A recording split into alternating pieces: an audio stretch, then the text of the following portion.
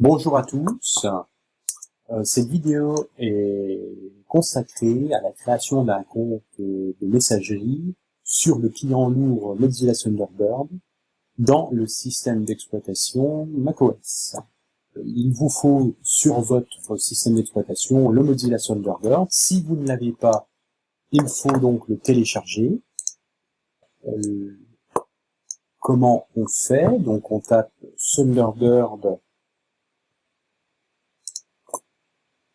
Et donc la première occurrence que vous pouvez sélectionner, c'est le site officiel.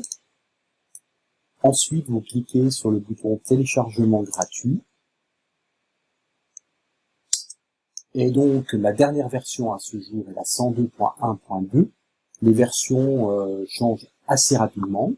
Donc j'enregistre le fichier et ensuite vous pourrez donc double-cliquer sur le DMG. Le DMG, c'est l'équivalent d'un fichier ISO sous Windows, et vous aurez donc un fichier PKG qui vous permettra d'installer le Mozilla Thunderbird. Alors soit un PKG, alors on va cliquer dessus. Alors là, c'est peut-être pas forcément un PKG. Alors voilà, là il est en train de décompresser en fait l'archive. Il y a une vérification qui est faite au niveau du système. C'est une sécurité. Vérification des volumes, finalisation.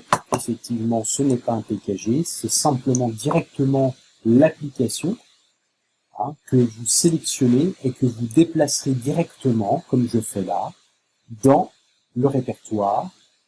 Moi, je ne le fais pas parce que je l'ai déjà, mais dans le répertoire application. D'accord? Voilà. Je vais refermer tout ça. Alors, donc, nous avons ouvert notre application Mozilla Thunderbird. Dans le menu Thunderbird, vous cliquez sur Outils, Paramètres des comptes. Comme vous pouvez le constater, j'ai déjà 2 comptes qui sont créés. On va donc en créer un nouveau. Dans le volet gauche, en bas, vous cliquez sur Gestion des comptes, Ajouter un compte de messagerie. Ensuite, indiquez votre nom complet, donc vous pouvez mettre le prénom et le nom. Moi, je vais rester cohérent avec ce que j'ai déjà fait, puisque moi, je mets simplement l'adresse de messagerie. Donc, william.seyer@cnrs.fr. Je copie cette adresse, je la mets dans l'adresse, également dans le champ adresse électronique. Pour le mot de passe, dans mon cas, moi je n'en saisis pas et je ne retiens pas le mot de passe. Donc, moi c'est ce que je vous conseille de faire, mais chacun fait comme il veut. Ensuite, vous cliquez sur Continuer. Ici, il va y avoir une recherche de la configuration du système d'installation. Il va essayer de trouver les serveurs. Pour aller, en fait, ça permet d'avoir une configuration un peu plus rapide. Alors là, il vous propose donc le nom d'hôte cnrs.fr. En fait, il a juste trouvé le nom de domaine. Donc on indiquera justement le nom d'hôte, le port, etc. Par contre, je vais simplement vous expliquer pour la sélection du protocole, donc l'IMAP ou le POP3, pourquoi on choisit l'un, pourquoi on choisit l'autre et par l'un et par l'autre. Alors, donc le serveur entrant va utiliser un protocole, soit l'IMAP, soit le POP3, qui permet de récupérer des messages, des courriers électroniques, depuis un serveur. Alors l'IMAP, lui, ce qu'il va faire, c'est que l'IMAP fait un miroir entre le serveur et la station de travail. C'est une synchronisation des messages. Ce protocole est beaucoup utilisé pour les gens qui sont mobiles et qui leur permettent de retrouver leur structure de leur Mozilla Thunderbird dans un webmail à l'autre bout de la France ou à l'autre bout du monde. Avec le POP3, ce n'est pas le cas, car le POP3, lui, il va récupérer les messages, il va les rapatrier sur la station. Donc il vide le serveur et il met tout sur la station de travail. Alors il y a une option dans le POP3 qui permet justement de laisser des messages sur le serveur, mais attention, ce n'est pas comme l'IMAP. il n'y a pas de synchronisation. Donc c'est à vous de gérer les messages, que ce soit sur le serveur et sur la station de travail. Donc c'est un peu lourd. Donc moi je vous conseille plutôt d'utiliser le protocole IMAP, et en plus il y a une sauvegarde. Donc c'est très bien. Alors, donc on choisit le protocole IMAP. Le nom d'hôte, ce sera imap.cnrs.fr, le port le 993, pardon. La sécurité de la connexion, ce sera le SSL TLS, et la méthode d'authentification, ce sera MTLM. Le nom d'utilisateur, donc ce sera, le nom de domaine, c'est ods.service.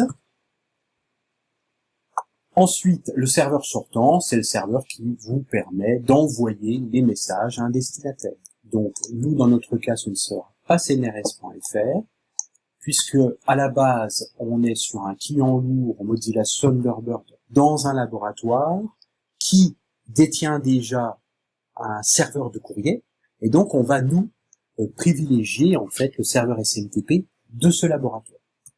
Et donc le nom d'hôte, c'est courrier.active.fr. Le port, ce sera le 587. La sécurité de la connexion, ce sera StartTLS. La méthode d'authentification, ce sera un mot de passe normal. Et le nom du compte, ce sera en fait, vous mettez le nom de votre login que vous utilisez pour ouvrir une session sous Windows, ou pour vous connecter par exemple sur l'intranet, ou dans GLPI, etc. Donc moi dans mon cas, c'est WCIR, c'est-à-dire la première lettre du prénom et le nom complet. C'est ce qu'on met souvent pour créer les comptes informatiques à la TIF. Ensuite, là, pour moi, je sais que tout est bon, donc je vais pas retester. On pourrait retester pour voir si tout est correct. Pour moi, c'est correct, donc je clique sur terminer. Maintenant, le système me demande donc le mot de passe de ce compte. Donc vous saisissez le mot de passe de votre compte de messagerie CNRS.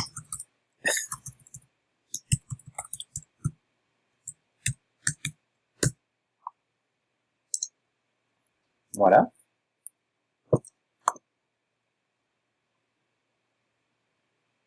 Donc maintenant, là, je viens de saisir le mot de passe. Le compte est créé. On peut le voir ici. Voilà, je viens de récupérer tous les messages que j'avais dans la boîte mail. Donc ils sont sur le serveur.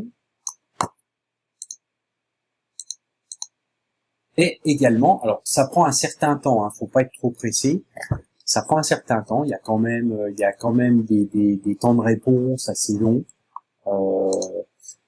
Forcément, le serveur n'est pas tout prêt non plus. Et ici, moi j'avais déjà 2 répertoires, donc j'ai une structure dans ce compte-là. J'ai une structure de mot de passe, par exemple, donc je ne vais pas vous montrer parce que c'est personnel. Et j'ai un mot de passe, par exemple un répertoire travail où j'ai des répertoires. Voilà. Donc cette structure-là, je peux la retrouver également sur le webmail, CNRS.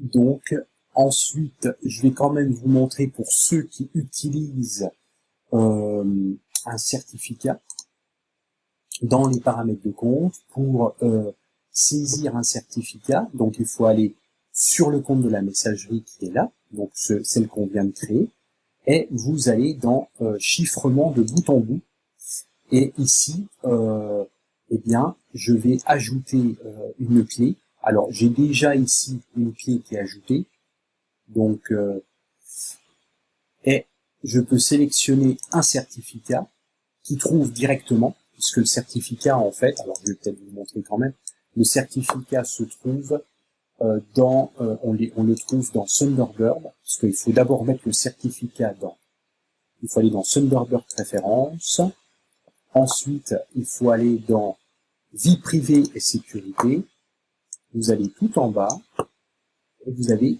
gérer les certificats. Vous cliquez dessus, et dans vos certificats, vous faites importer, d'accord, et vous allez chercher votre certificat, d'accord. Vous allez le chercher, vous faites ouvrir, vous le récupérez. Donc moi, par défaut, il est ici, voilà, je fais ça, je fais ouvrir, là je ne vais pas le faire parce que je l'ai déjà, donc on va dire que je le fais, voilà, je récupère mon certificat, d'accord, qui expire le 27 juillet 2023, puisque je l'ai fait récemment, et j'appuie sur OK. Voilà. Je reviens sur ma configuration de compte. Voilà, chiffrement de bout en bout. Je fais sélectionner un certificat, donc là, forcément, il va le trouver. Je fais OK. Ici, il me demande, vous devriez aussi spécifier un certificat que d'autres personnes peuvent utiliser pour vous envoyer du courrier chiffré. Voulez-vous utiliser le même certificat pour chiffrer et déchiffrer les messages? Vous faites oui. Voilà, parce que là, on a une clé privée et la clé publique. Et donc, maintenant, là, ici, j'ai donc mon certificat qui est configuré dans le client Mozilla Thunderbird et je pourrais chiffrer des messages. Vous pouvez les envoyer à des collègues qui possèdent également votre clé publique pour pouvoir communiquer avec des messages chiffrés. La vidéo est terminée et je vous dis à bientôt pour une nouvelle vidéo.